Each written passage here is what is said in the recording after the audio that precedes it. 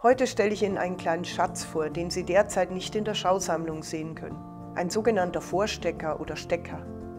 44 x 37 cm groß, ungefähr 1735 entstanden, also bald 300 Jahre alt. Wir sehen ein flaches, mehrlagiges, dreieckiges Stoffstück, das unten mit einem Schößchen verlängert ist. Ringsherum sind Klöppelspitzen aus silberfarbenem Metall und ein rötliches Seidenband zu sehen. Und die ganze Oberfläche ist mit einer netzartigen Stickerei überzogen. Welches Muster sehen wir? Unten sind symmetrische Blattranken gestickt. Im oberen Teil sehen wir seitlich eine Blütengruppe mit Narzissen, Nelken, Rosen und Milchsternen. Allein die Vielfalt der Blumen und der Glanz der Silberstickerei zeigen den großen Luxus des Stücks. Schon lange benutzt man solche Vorstecker nicht mehr, aber im 18. Jahrhundert gehörten sie zu jedem Damenkleid, denn die Kleider waren so geschnitten, dass sie in der vorderen Mitte offen geblieben sind. Und da musste man den Vorstecker einsetzen. So konnte man nämlich die Kleider besser anziehen.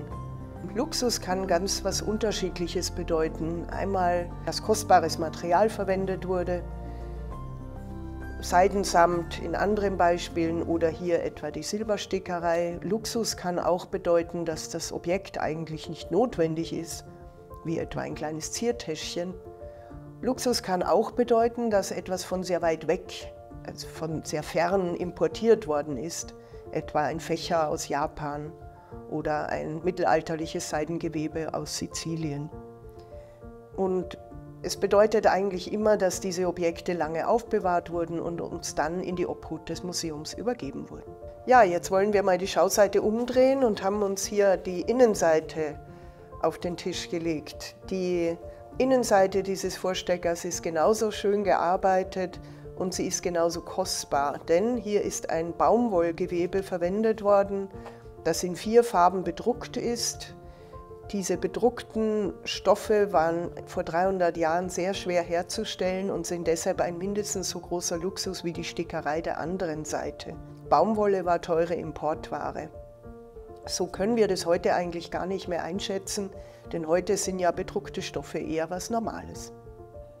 Um eine solche Stickerei zu machen, nutzten die Stickerinnen und Sticker Vorlagen aus Papier. Ein solches Vorlagenbuch hat Amalia Beer um 1720 in Nürnberg drucken lassen. Und wir sehen auf diesem Entwurf einen im Schnitt sehr ähnlichen Vorstecker, allerdings unterscheidet sich das Blumenmuster.